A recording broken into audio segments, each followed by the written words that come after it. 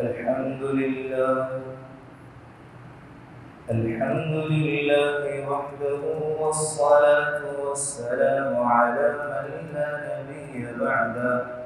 أما بعد، قال الله تعالى: هو الذي أرسل رسوله بالهدى ودين الحق ليظهره على الدين كله وكفى بالله شهيدا.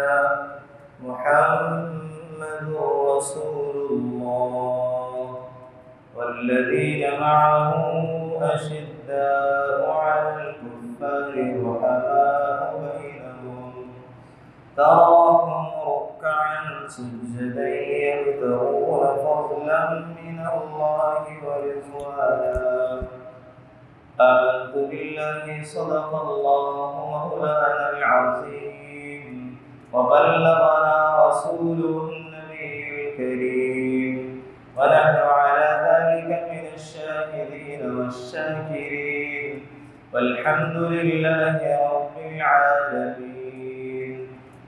اللهم صل على سيدنا ومولانا محمد وعلى آل سيدنا ومولانا محمد وبارك وسلم. اللهم صل على محمد كما تحب وترضى له. اللهم صل على محمد كما هو أهله ومستحقه.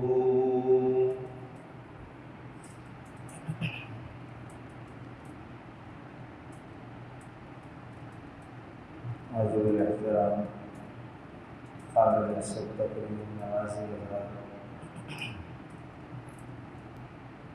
اسلامی سال کا تیسرا مہینہ ربیع الاول ہے۔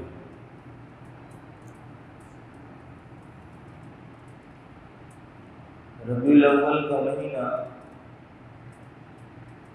کئی خصوصیات اپنے اندر رکھتا ہے۔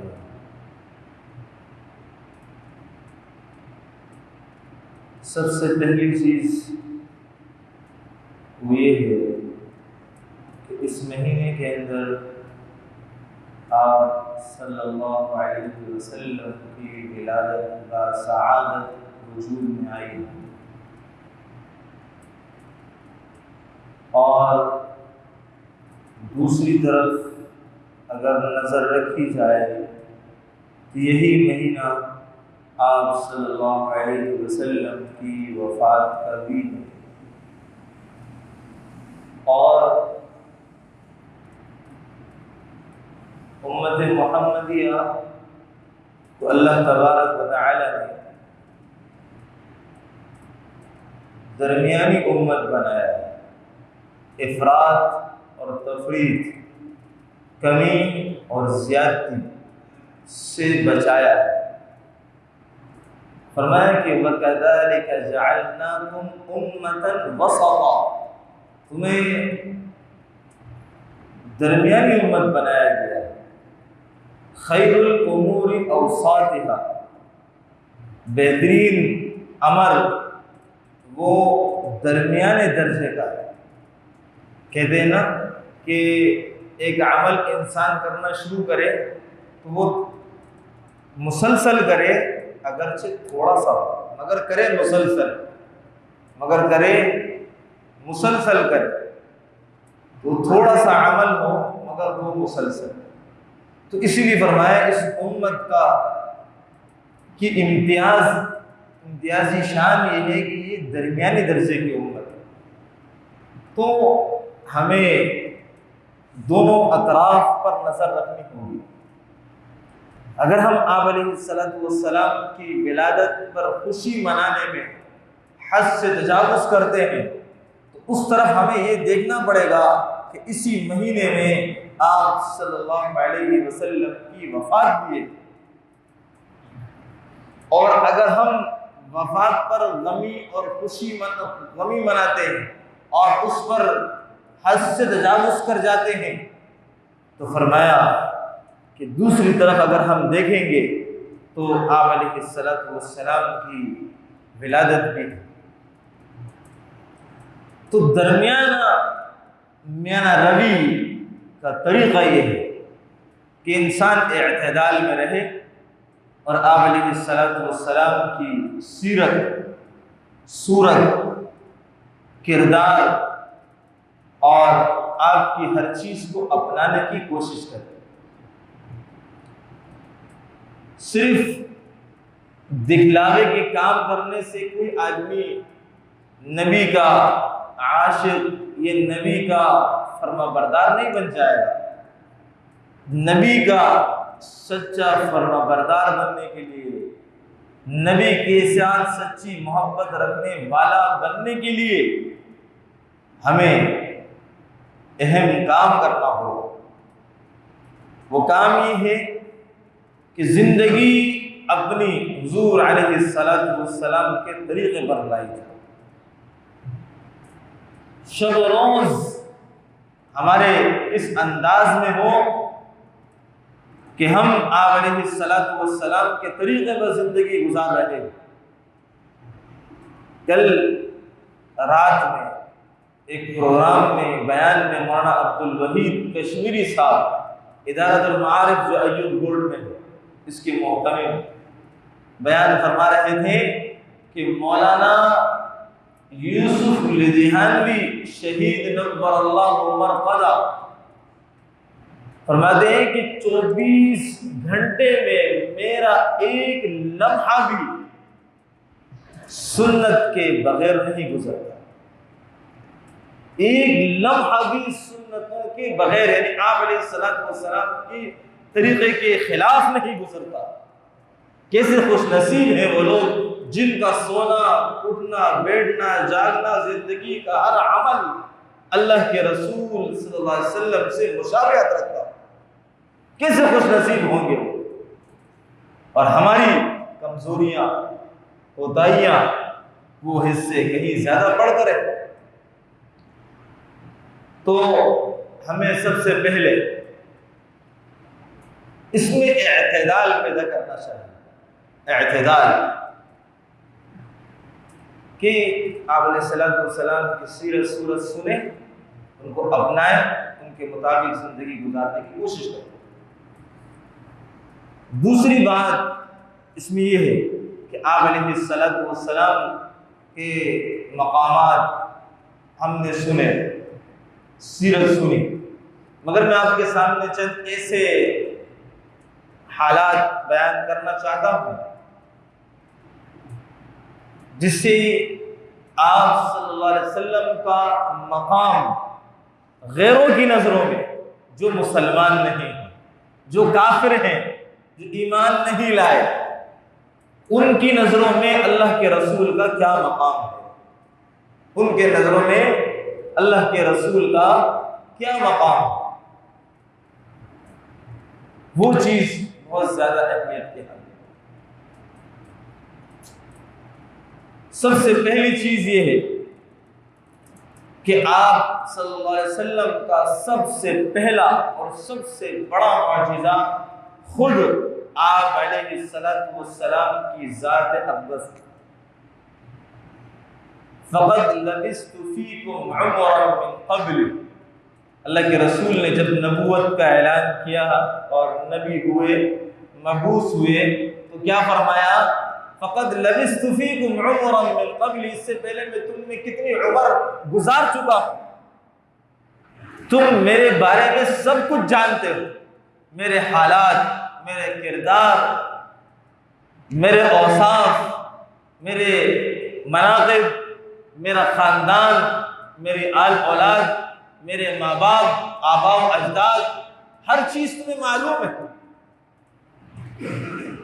تو جب تمہیں معلوم ہے تو فقد لبثت فیکم عمرا من قبل، میں نے تمہارے اندر کتنی بڑی عمر کا ایک حصہ گزار دیا، اور تم میرے کردار سے واقف ہو، میرے حالات سے واقف ہو، میری ہر چیز سے واقف ہو۔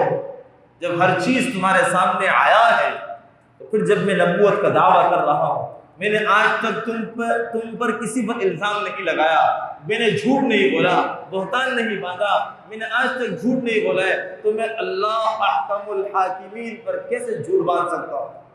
کہ اس اللہ نے مجھے نبی بنایا ہے، میں اس اللہ پر جھوٹ باندھوں گا، جھوٹ بولوں گا؟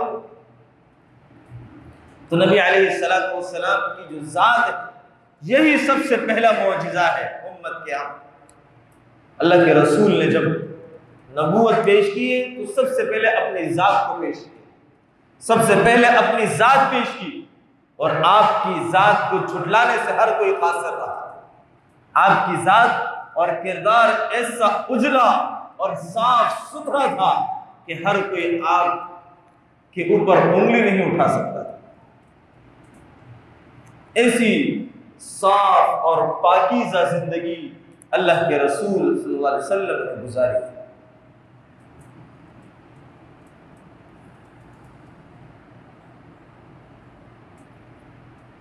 تو سب سے پہلی چیز تو آپ علیہ السلام کی ذات اقدس۔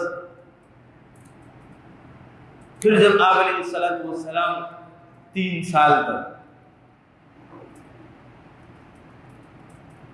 انفراداً دعوت دیتے رہے، پھر اللہ نے قرآن نازل فرمایا فاصدع بما تؤمر، اب اعلان کیجیے اس چیز کا جس کا آپ کو حکم دیا، وَأَعْرِضْ عَنِ الْمُشْرِكِينَ، اور مشرکین سے مت گھبرائیے، وَأَنذِرْ عَشِيرَتَكَ الْأَقْرَبِينَ، اور آپ جو ہے اپنے رشتہ داروں کو ڈرائیے، وَقُلْ إِنِّي أَنَا النَّذِيرُ الْمُبِينُ، اور کہیے کہ اللہ نے مجھے کھلا ہوا ڈرانے والا بنا کر کے بھیجا ہے۔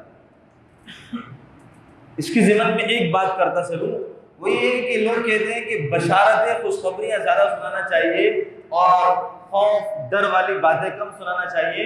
اللہ نے اپنے حبیب کو قرآن میں اپنے بارے میں یہ فرمایا کہ جا کر کے لوگوں کو یہ بتائیے کہ میں تمہیں اللہ سے ڈرانے والا ہوں۔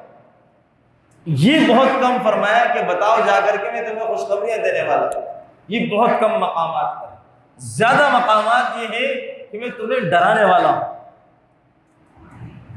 اور وہ لوگ جو کتنے سخت تھے، کتنے زیادہ پتھروں سے زیادہ سخت مزاج لوگ تھے، ان کے بارے میں یہ نہیں کہا کہ جاؤ خوشخبری سنانے والا، کیا فرمایا کہ میں تمہیں ڈرانے والا ہوں۔ تو آپ علیہ السلام نے جب فاران کی چوٹی پر صفا کے پہاڑ پر چڑھ کر کے اپنے خاندان اور ہر قبائل کو بلا کر کے جمع کیا، تو سب سے پہلے ان میں مختصر خطبہ کہا اور کہا کہ تم مجھے جانتے ہو،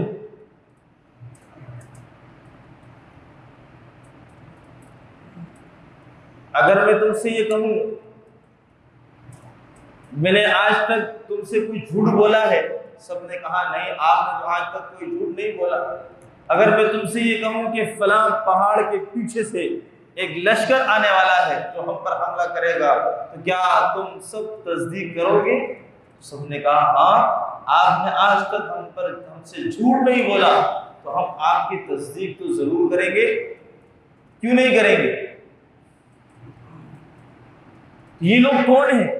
ابھی تک مسلمان نہیں ہیں، ابھی تک ایمان نہیں لائے ہیں، اسلام کے دامن میں نہیں آئے ہیں، اللہ اور اس کے رسول پر ایمان نہیں لائے ہیں، اور تصدیق آپ کے مقام کو سمجھتے ہیں، آپ کی تصدیق کرتے ہیں، آپ کی کردار کو اور آپ کے پاکیزہ اوصاف کو جانتے ہیں، اس پر کیا کہہ رہے ہیں کہ ہاں ہم آپ کی تصدیق کرتے ہیں، آپ کا کردار، آپ کی ہر چیز بہت بلند و بالا ہے۔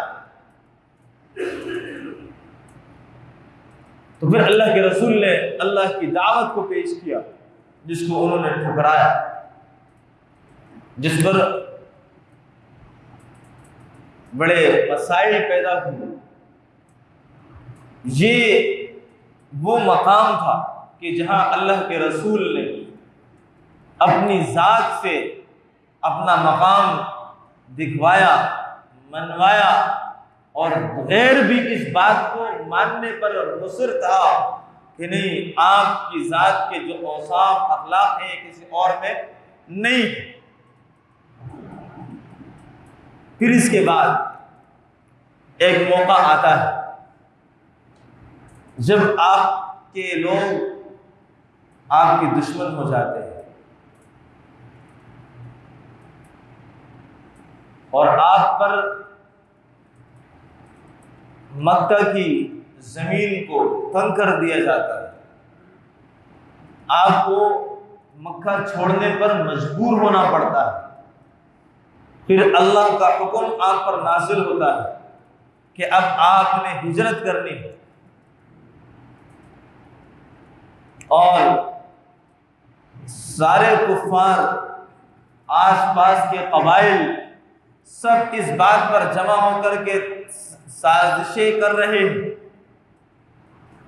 کہ کس طریقے سے ان کا نام و نشان مٹا دیا جائے، ان کو نعوذ باللہ قتل کر دیا جائے کہ اللہ کا نام لینے والا اور مسلمانوں کی جو تعداد بڑھ رہی ہے یہ ختم ہو جائے۔ اس کے لیے انہوں نے سازشیں کی، اور اللہ فرماتے ہیں وَإِذْ يَمْكُرُ بِكَ الَّذِينَ كَفَرُوا لِيُثْبِتُوكَ أَوْ يَقْتُلُوكَ أَوْ يُخْرِجُوكَ، کہ یہ چاہتے تھے کہ قتل کر دیا جائے، نکال دیا جائے۔ وَيَمْكُرُونَ وَيَمْكُرُ اللَّهُ، وَيَمْكُرُونَ ایک سازش انہوں نے کی، وَيَمْكُرُ اللَّهُ ایک تدبیر اللہ نے کی، وَاللَّهُ خَيْرُ الْمَاكِرِينَ اور اللہ بہترین تدبیر ساز ہے۔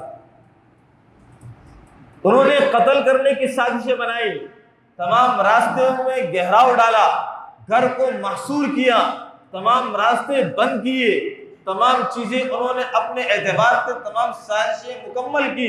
پھر ایک وقت آیا کہ اللہ نے اپنی تدبیر پیش کی اور اللہ کی تدبیر غالب آ گئی، ان کے تمام گہراؤ کے ہوتے ہوئے، ان کے تمام سازشوں کے ہوتے ہوئے اللہ نے اپنی تدبیر کو کارگر کیا اور اپنے نبی کو ان کے گہراؤں میں سے نکال کر کے اور ہر طرح کی مشکلات، شر، فتن، فساد سے، مشکل حالات سے نکال دیا اور عافیت کے ساتھ، سکون کے ساتھ، اطمینان کے ساتھ نکال دیا۔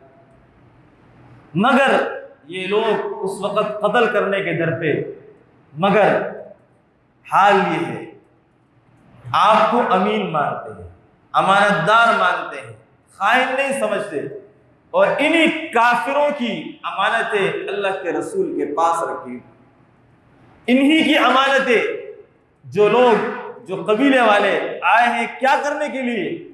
نعوذ باللہ قتل کرنے آئے ہیں، انہی لوگوں کی امانتیں ہیں جو آپ کے پاس رکھی ہوئی ہیں، اور آپ کا کردار کتنا صاف ہے کہ ان کو پتہ ہے کہ آپ علیہ السلام سے زیادہ بڑھ کر کے کوئی امین نہیں۔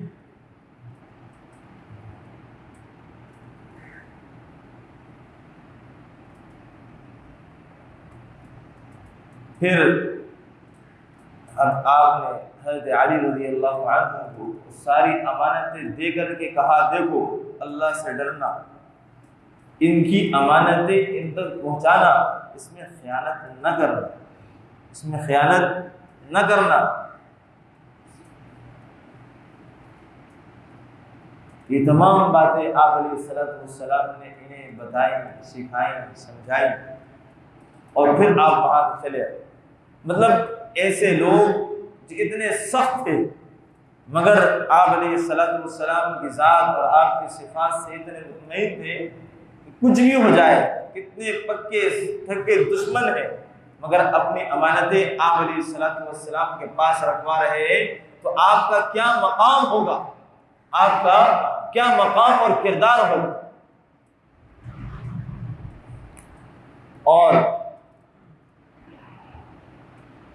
تیسرے نمبر پر جب آپ علیہ السلام نے دو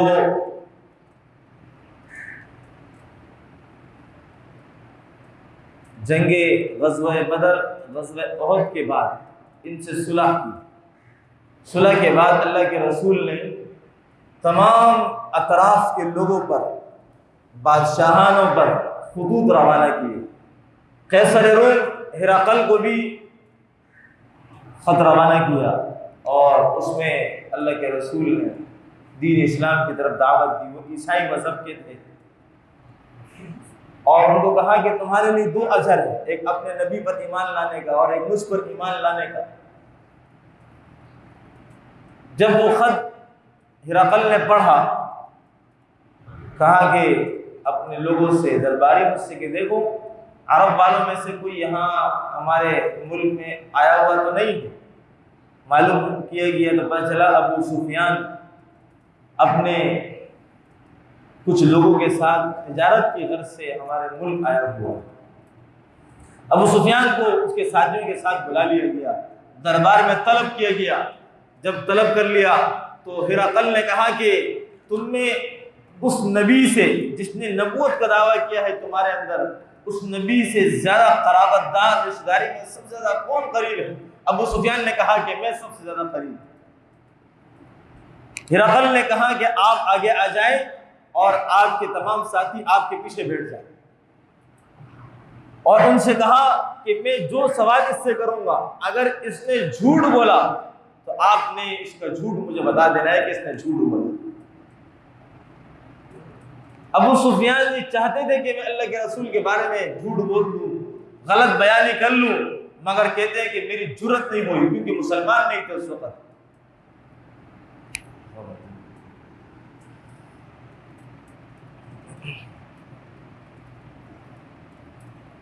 اب جب بٹھا لیا، پوچھا کہ تمہارے اندر جو شخص نے نبوت کا دعویٰ کیا نسب کے اعتبار سے کیسا ہے؟ فرمایا سب سے اچھا ہے. فرمایا خاندان قبیلے کے اعتبار سے کیسا ہے؟ کہا سب سے بلند تر قبیلے والا ہے. فرمایا اخلاق اور عادات کے اعتبار سے کیسا ہے؟ سب نسب پوچھا، ہر چیز پوچھتا گیا. پھر فرمایا کہ وہ کس چیز کی دعوت دیتے؟ کہا توحید کی دعوت دیتے، اچھے اخلاق کی دعوت دیتے، صلہ رحمی کی دعوت دیتے. تمام باتیں انہوں نے بیان کی اور بیان کر کر کے تمام باتیں جب پوری ہوئی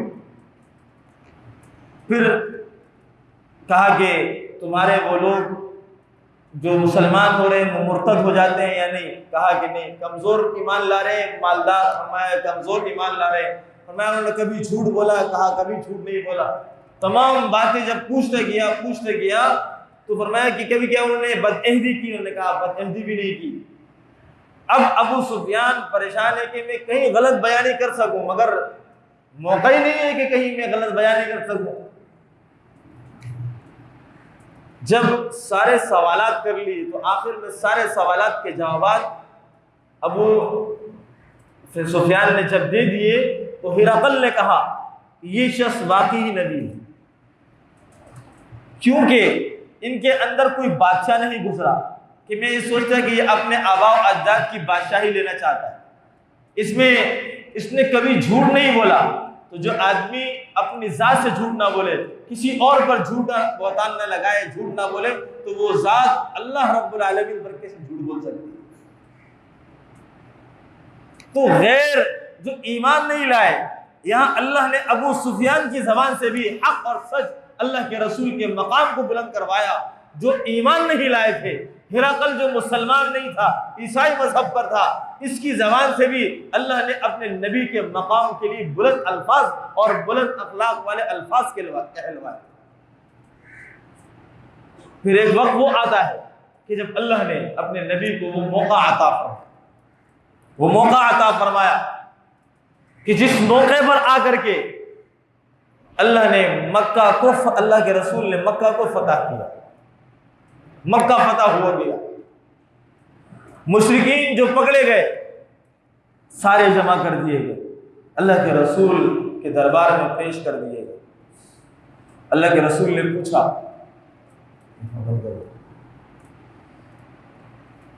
کہ اللہ کے رسول نے پوچھا ان تمام مشرکین کو جمع کیا اور پوچھا اب بتاؤ کہ میں تمہارے ساتھ کیا سلوک کرنے والا ہوں. ایک تو پہلے اللہ کے رسول نے اعلانات کیے فلاں کے گھر میں جو داخل ہو گیا اس کو امن ہے، ایسا ہے ویسا ہے، ساری چیزیں بیان ہو گئے. پھر اس کے بعد جو مشرکین پکڑے گئے ان سے کہا کہ اب تمہارا میرے بارے میں کیا گمان ہے، میں کیا فیصلہ کرنے والا ہوں، تمہارے ساتھ کیا سلوک کرنے والا ہوں؟ تو سب نے کہا کہ آپ شریف باپ کے شریف بیٹے ہیں اور ہم آپ سے حسن سلوک کی امید رکھتے ہیں۔ مسلمان نہیں ہیں، ایمان والے نہیں ہیں، مشرک ہیں، دشمن ہیں، جنگیں لڑ چکے ہیں، مخالفت کر چکے ہیں، ہر طرح کی برائیاں بیان کر چکے ہیں، آپ کے ساتھ ہر موقع پر آپ کے مقابل رہے ہیں، مگر اس وقت میں جب وہ آپ کے شکنجے میں آ چکے ہیں تو اللہ کے رسول نے پوچھا کہ اب تم مجھ سے کس بات کی امید رکھتے ہو؟ فرمایا کہ ہم اس بات کی امید رکھتے ہیں کہ جو آپ کا نسب ہے، آپ کا اعلیٰ ضرب ہے، آپ کا جو مقام نبوت ہے، ہم اس سے اسی بات کی امید رکھتے ہیں کہ آپ ہمارے ساتھ حسن سلوک کا معاملہ فرمائیں، حسن سلوک کا معاملہ فرمائیں۔ کہ وہ لوگ جو مسلمان نہیں رہے، جو مسلمان نہیں ہوئے، ان کی نظروں میں اللہ کے رسول کا مقام اتنا بلند ہے، اتنا بلند ہے۔ ایک وقت وہ رہا جب نبوت کا دعویٰ کیا، سب نے صادق اور امین کہا، پھر وہ وقت آیا کہ جب آپ نے ہجرت کی تو ان لوگوں کی جو قتل کے در پہ ہیں ان کی امانتیں آپ کے پاس ہے۔ کیوں؟ کہ آپ کا کردار اجلا اور صاف ستھرا پاکیزہ ہے، اس لیے آپ کی امانتیں، ان سب کی امانتیں آپ کے پاس ہیں۔ پھر وہ موقع آیا کہ آپ کا خط ہرقل کے پاس پہنچا ہے، ابو سفیان ہرقل کے پاس لایا گیا ہے، اللہ کے رسول کے بارے میں سوال کیے گئے، ہرقل نے سارے سوالات کیے، ابو سفیان اللہ کے رسول کے مقام کو جھٹلا نہیں سکا، گرا نہیں سکا اور آپ کے مقام سے روگردانی نہ کر سکا۔ پھر وہ مقام اللہ نے دکھایا کہ اب مکہ فتح ہو گیا اور مشرکین زیر نگی آ گئے، اللہ کے رسول کے سوال کے جواب میں بھی یہی کہہ رہے ہیں، ہم آپ سے حسن سلوک کی امید رکھتے ہیں۔ تو پھر وہ لوگ جو ایمان نہیں لائے، ان کی نظر میں اللہ کا مقام، اللہ کے رسول کا مقام ایسا ہے، تو پھر اللہ کے رسول کا مقام اللہ کی نظر میں کیسا ہوگا؟ پھر اللہ کے رسول کا مقام صحابہ کی نظر میں کیسا ہوگا؟ پھر اللہ کے رسول کا مقام ایمان والوں کی نظر میں کیسا ہوگا؟ پھر اللہ کے رسول کا مقام پوری دنیا میں اور تمام انبیاء پر کیسا ہوگا؟ یہ تو چار باتیں آپ کے سامنے رکھی ہیں۔ جو غیر رہے، جو ایمان نہیں لائے، انہوں نے آپ کے مقام بلند کو بلند سمجھا، آپ کے مقام بلند اور پاکیزگی کو بیان کیا، تو اللہ نے آپ کے مقام کو ایسا ہی رکھا ہے کہ کوئی بھی کسی بھی مقام پر آپ کو داغدار نہیں کر سکتا، آپ کی کسی اخلاق کو کسی بھی اعتبار سے چھوٹا نہیں دکھلا سکتا۔ دنیا کا کوئی آدمی کسی کا اخلاق بہت با کردار ہوگا مگر کسی معاملے میں وہ کمزور ہوگا، کہیں اس کے اندر کمزوری پیدا ہوگی، کسی اخلاق میں اچھا ہے تو کہیں کمزوری ہوگی، مگر میرے نبی کا تمام اعمال، تمام کردار، تمام چیزیں، ہر معاملات میں آپ کا مقام بلند اور بلند سے بلند تر نظر آیا۔ تو میرے عزیزوں، دوستوں، بھائی، اس مہینے میں کوئی خاص چیز اگر ہم سمجھتے ہیں، اللہ کے رسول علیہ السلام کی ولادت اور وفات دونوں ہیں، تو ہم اپنی زندگیوں اللہ کے رسول صلی اللہ علیہ وسلم سے قریب لے آئے، سنتوں پر لے آئے۔ اللہ کے رسول صلی اللہ علیہ وسلم نے جو زندگی گزاری ہے وہی نمونہ ہے۔ اللہ کے رسول علیہ السلام ایک پوری زندگی دے کر کے گئے، ایک پوری زندگی، اپنی پوری زندگی مسلمانوں کو دے کر کے گئے، اور آج ہم نے اس زندگی سے روگردانی کر کے اللہ کے رسول کی مشن کو چھوڑ کر کے ہم نے ایک اور چیز کو پکڑ لیا جس کا اسلام سے اور خصوصاً آپ علیہ السلام کی اپنی طریقہ مبارکہ سے کوئی ثبوت ہی نہیں۔ تو میرے عزیزو، اہم چیز یہ ہے کہ ہمیں اللہ کے رسول سے اور اللہ کے رسول کی زندگی سے پیار ہونا چاہیے، ہماری زندگی ان کی زندگی کے مطابق ہونی چاہیے، اور ہمارے اخلاق ان کے اخلاق کے مطابق ہونے چاہیے، ہمارا کردار ان کے کردار کے مطابق ہونا چاہیے، ہر چیز میں ہم ان کے تابعدار ہونا چاہیے۔ اللہ تبارک و تعالی ہمیں ان چیزوں پر عمل کی توفیق نصیب فرمائے اور ہمیں آپ علیہ السلام کے طرز عمل پر زندگی گزارنے کی توفیق نصیب فرمائے۔ وآخر دعوانا الحمدللہ رب العالمین۔